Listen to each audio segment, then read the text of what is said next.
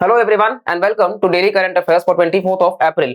So let's start the day and the first topic for the day is संगठन से समृद्धि campaign. तो minister of rural development ने launch किया है इस कैंपेन को, संगठन से समृद्धि कैंपेन को, और इसको लॉन्च किया गया है अंडर दीनदयाल अंत्योदय योजना, जो कि नेशनल रूरल लाइवलीहुड मिशन में आता है। ठीक है, ये याद रखिएगा। और ये एम्पावर करता है मार्जिनलाइज्ड रूरल हाउस होल्ड्स को। ठीक है, जो गरीब वर्ग के लोग हैं, जो मार्जिनलाइज्ड हैं, उनको वो एम्पावर करता है और उनको वो कहीं ना कहीं सभी जो एलिजिबल रूरल विमेन हैं सेल्फ हेल्प ग्रुप्स में उनको कवर करता है। नेक्स्ट आप देखोगे टारगेट यही है कि 10 करोड़ महिलाओं को सेल्फ हेल्प ग्रुप के दायरे में लाना।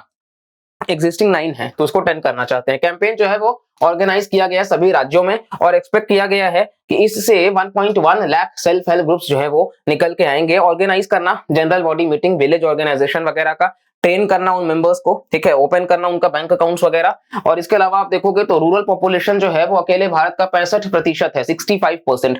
मतलब आप समझ सकते हो रूरल इंडिया के ऊपर कितना ज्यादा हमें फोकस करना चाहिए। ठीक है, तो सिर्फ अर्बनाइजेशन की बात नहीं हो सकती है, सिर्फ स्मार्ट अर्बन सिटीज नहीं, हमें यहाँ पे स्मार्ट रूरल विलेजेस को भी बनाना होगा। और वो स्मार्टनेस कहीं ना कहीं ऐसा नहीं कि बहुत ज्यादा हम कंक्रीट कर दे उनको भी, ठीक है, उनके जो नेचर है उसको बचा करके। इसके अलावा एटलीस्ट 1 विमेन मेंबर जो है वो हर हाउस होल्ड से होने चाहिए, घर के, गांव के, और ये सेल्फ हेल्प ग्रुप में पार्ट होने चाहिए और फाइनेंशियल सपोर्ट वगैरह भी वो दे सके। और इससे 1 लाख रुपए तक अर्न करने का बात हो रहा है पर एनम। ठीक है, और ये कंट्री के जीडीपी में भी काफी योगदान देंगे। नेक्स्ट टॉपिक है that is 9th schedule of constitution. Chhattisgarh के चीफ मिनिस्टर हैं, उन्होंने प्रधानमंत्री से लिखा है कि इंक्लूड किया जाना चाहिए 2 अमेंडमेंट बिल्स जो कि higher quota of reservation the jobs में और एजुकेशनल इंस्टीट्यूशंस में 9th शेड्यूल में। ठीक है, तो ये क्या है, ये शेड्यूल जो है वो कंटेन करता है list of central and state laws जिसको चैलेंज नहीं किया जा सकता कोर्ट्स में, और इसको ऐड किया गया था कॉन्स्टिट्यूशन में फर्स्ट अमेंडमेंट एक्ट 1951 जब जवाहरलाल नेहरू जी प्रधानमंत्री थे। और ये फर्स्ट अमेंडमेंट जो है वो ऐड करता है 13 लॉज को शेड्यूल में और 284 करेंटली हैं। इसके अलावा आप देखोगे तो इसको नया आर्टिकल 31B के तहत लाया गया था along with article 31A। Protect करता है लॉज को जो एग्रेरियन रिफॉर्म वगैरह भी है और एबॉलिश करता है जमींदारी सिस्टम। याद रखिएगा 9th शेड्यूल में यही सारे पॉइंट्स हैं, तो डायरेक्ट सवाल प्रीलिम्स में हो सकते हैं। आर्टिकल 31A जो है वो एक्सटेंड करता है protection of classes of laws, और बी जो है वो इनैक्टमेंट्स वगैरह।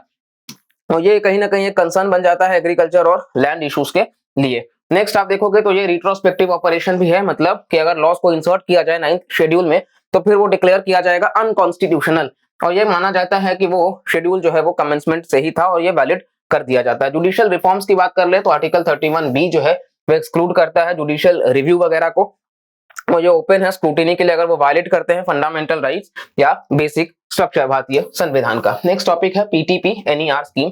तो यहाँ आप देखोगे union minister of tribal affairs जो है वो लॉन्च किए इस स्कीम को, marketing and logistics development for promotion of tribal products from north eastern region.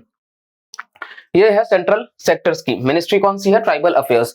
Strengthen करेगा लाइवलीहुड अपॉर्चुनिटीज ट्राइबल आर्टिसंस के लिए जो गांव से आते हैं, और इसके अलावा इंक्रीज करेगा एफिशिएंसी लॉजिस्टिक्स में और ट्राइबल प्रोडक्ट्स में नॉर्थ ईस्टर्न स्टेट से। अप्लाई करता है अरुणाचल प्रदेश में, आसाम में, मणिपुर, मेघालय, मिजोरम, नागालैंड, त्रिपुरा, सिक्किम। 7+1 nodal agency TRIFED. ठीक है, इसके अलावा आप देखोगे की फीचर्स, तो ये फैसिलिटेट करता है ट्राइबल आर्टिसंस को अपॉर्चुनिटीज दिया जा सके, उनके इनकम को बढ़ावा दिया जा सके स्किल वगैरह से। और इसके साथ साथ में ये ऑर्गेनाइज करता है ट्राइबल आर्टिसंस मेलास ताकि ट्राइबल प्रोडक्ट्स को बढ़ावा दिया जा सके। नेक्स्ट टॉपिक है एनिमल बर्थ कंट्रोल रूल्स 2023। तो सेंट्रल गवर्नमेंट ने नोटिफाई किया है इसको under prevention of cruelty to animals act 1960 और after superseding the animal birth control dog rules 2001।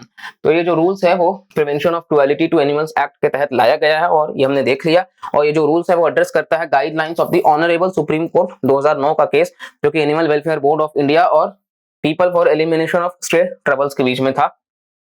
Animal birth control जो है वो स्टेरिलाइजेशन की बात करता है, इम्यूनाइजेशन की बात करता है स्ट्रे डॉग्स की, और इसके साथ साथ लोकल बॉडीज का ये काम होना चाहिए, म्युनिसिपल कॉर्पोरेशंस का उतना उनको पावर दिया जाए। और ये जो क्रुएलिटी है वो इन्वॉल्व करता है कैरिंग आउट एबीसी प्रोग्राम, और इसके साथ साथ म्युनिसिपल कॉर्पोरेशंस जो है वो इंप्लीमेंट कर रहे हैं इस प्रोग्राम को, और एंटी रेबीज कंट्रोल प्रोग्राम भी चलाया जाना चाहिए, बर्थ कंट्रोल प्रोग्राम भी चलाया जाना चाहिए।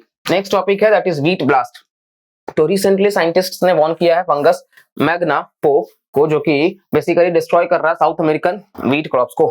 तो ये क्या है, ये एक व्हीट ब्लास्ट एक फंगल डिजीज है जो इफेक्ट कर रहा है व्हीट के प्रोडक्शन को ट्रॉपिकल और सब ट्रॉपिकल रीजन्स में। कॉज करता है भाई मैग्ना पोर्थे ओरिजे पेटो टाइप ट्रिटिकम जिसको ब्राजील ने आइडेंटिफाई किया था, और ये इन्फेक्ट करता है वाइल्ड एंड कल्टिवेटेड ग्रासेस को।